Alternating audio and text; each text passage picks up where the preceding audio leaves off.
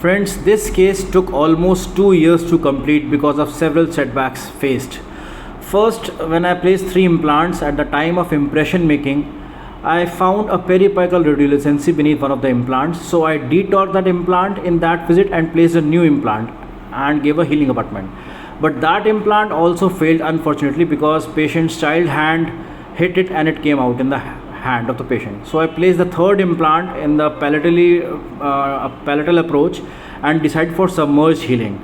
So again, after 3 to 4 months time for final impressions, I took the impressions into lab gave me a jig. I tried in the patient's mouth and took the x-rays. So in the x-ray all the cylinders were sitting perfectly, so I asked the lab to give me the final prosthesis. This is the final prosthesis I tried in and it integrated nicely. I screwed in, torqued in and sealed the excess hole.